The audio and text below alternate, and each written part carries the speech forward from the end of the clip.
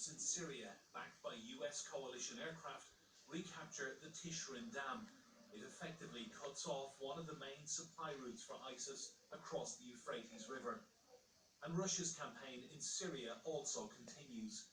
Its defense ministry released this drone footage showing airstrikes on oil tankers. No exact locations were given, but Russia says it has also targeted militant headquarters, a training center and a warehouse, in addition to destroying 2,000 tankers used to transport oil and fund ISIS. The next target for these troops will be to recapture the northern Iraqi city of Mosul, by far the largest population center controlled by ISIS in either Iraq or Syria. Enda Brady, Sky News.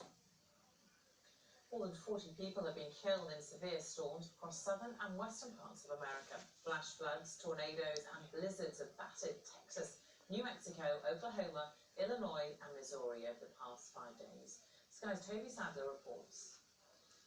With winds of 200 miles an hour, anything the tornado hit was destroyed. This suburb of Dallas hasn't seen anything like this in 65 years. Some 600 buildings have been flattened. Around 10 people died here. Those that survived know how lucky they are.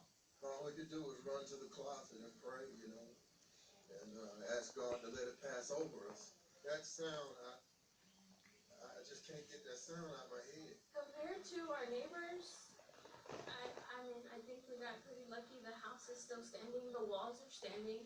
Never in my life thought this would happen to us. It was very, very terrifying. It was horrible. Storms cut their way across the southern United States. In Missouri, that led to flash flooding. The extreme weather here claiming more lives. Our number one thing is if there's water over the roadway, don't drive it. It just becomes an issue, and then we have to come out, and people are putting their lives at stake by coming out to come get you because you're stranded in water. More rain is forecast for the area in nearby Mississippi. The governor's declared a state of emergency to deal with the floods. They are storms of extremes, tornadoes, floods, and now blizzards. Snow has already swept into eastern New Mexico, Oklahoma, and northern Texas. The biggest danger so far is for drivers. Of course, for some, there is nothing better than snow around Christmas, but for many, there is concern about what is to come. The temperatures dropped nearly 30 degrees Celsius in just 2 days. The National Weather Service has warned everyone to prepare for heavy snow, blizzards, and flooding. Toby Sadler, Sky News.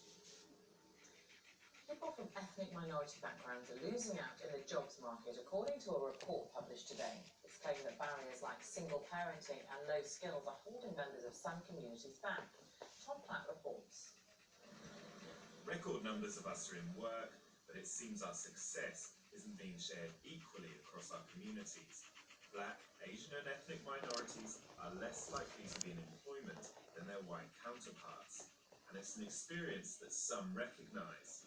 I think there is a little bit racist. People want to hire the white people, not to the Asian or the black people. I reckon if people try hard to look for a job, they will get a job. But if you don't look for it, then how are you supposed to get it? If you're talking about people are being racist here, I don't think that's the case, because all the people I've worked with, regardless of the race, they've been really great to me. But the figures show there is a discrepancy. The overall employment rate for all working adults in the UK is at 73%, but this drops to 62% for Black, Asian and ethnic minorities. And there can be serious inconsistencies across the country. Just outside Glasgow, 74% of people from ethnic minorities are in work, but close to Tyne and Wear, it's at just 48%. There are different problems in different areas. There's not a one-size-fits-all solution, but the key is to recognise that we can't continue with this level of regional variation. There's a 26% gap between the best performing areas and the worst performing areas for ethnic minority employment. And that's not the kind of gap we can continue to have if we want to see full employment across Britain. But in a statement, the government says the employment rate for ethnic minorities is at a record rate, and we help people from all backgrounds. The diversity of this country means we tailor support to individuals rather than simply defining people's needs.